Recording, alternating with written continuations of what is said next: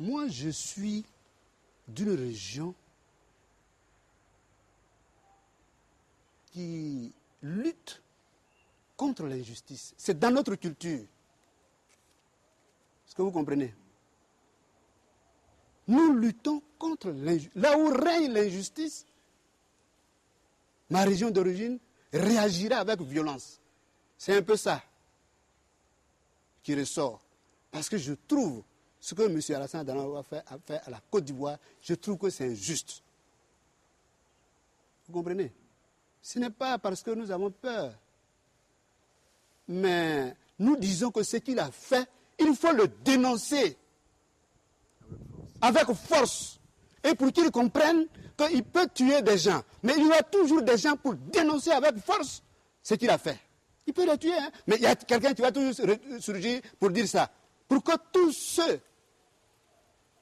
qui pensent qu'ils passent avant le pays, ceux-là, on en finisse avec eux. C'est-à-dire que cette classe-là parte. C'est pour cela que j'ai fait un appel et demandé à tous les intellectuels africains de combattre tous ceux qui pensent à leur nombril d'abord, avant les intérêts de nos peuples.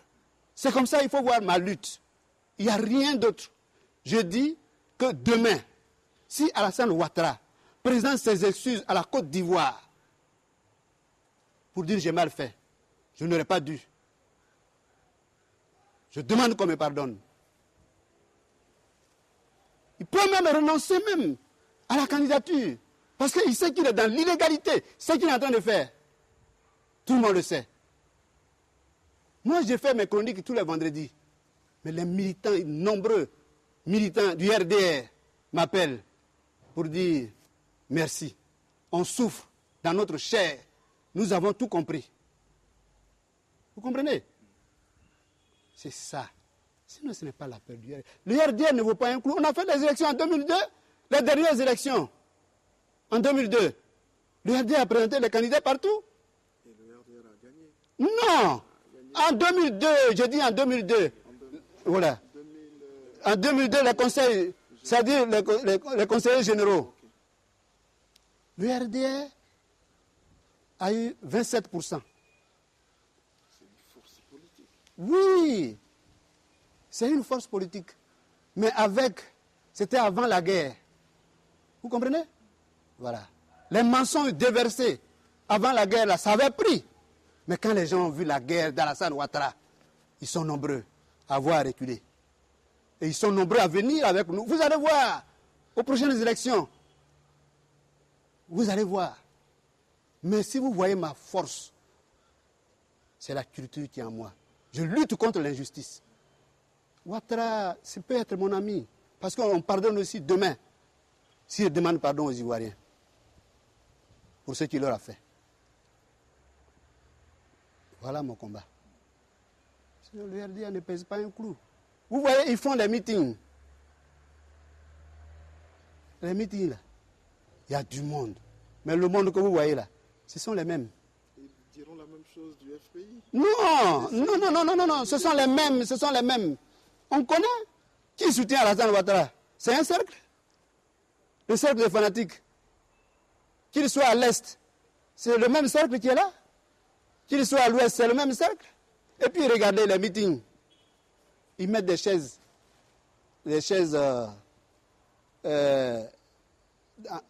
au dehors.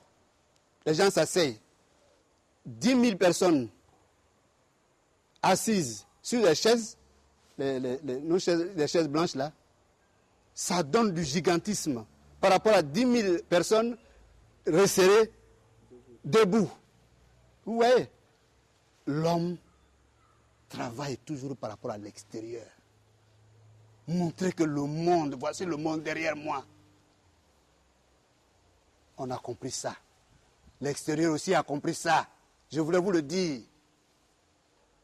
Les Ivoiriens ont compris ça. Et vous allez voir aux élections. Le président Gbagbo va triompher, les Ivoiriens vont le plébisciter. Parce que quand il y a eu la guerre, il a cherché à faire la paix. On est allé on est allé à Touba, et je vais terminer par là. Nos parents de Touba, ils voulaient donner un nom au président Laurent Gbagbo. Et ils ont dit président, j'étais président. Président, quand nos propres fils ont envoyé la guerre dans ce pays, vous vous êtes battus pour ramener la paix. Quand il y a eu la guerre chez nous ici à Touba, on n'avait pas enseignant, on n'avait pas médecin, on n'avait pas préfet. Le pays, chez nous ici, n'existait pas. Vous avez envoyé, vous vous êtes battus pour envoyer la paix. Vous êtes un homme généreux. Vous ne l'avez pas oublié. C'est pour cela qu'on vous donne le nom de Lavia. En 1974, nous avons reçu Oufoué ici. Oufoué avait combattu le travail forcé. Et pour cette raison, nous lui avons donné le nom Siboué. Vous avez apporté la paix quand il y a eu la guerre dans notre pays. On vous surnomme Lavia, qui veut dire paix. C'est cette image-là que les Ivoiriens retiendront au moment où ils vont mettre le bulletin dans l'urne. Parce que celui qui prend son bulletin et qui est en train de mettre dans l'urne, si tu votes, si tu es en train de voter Gbagbo, tu exprimes en même temps dire que les problèmes de la Côte d'Ivoire se règlent dans la paix.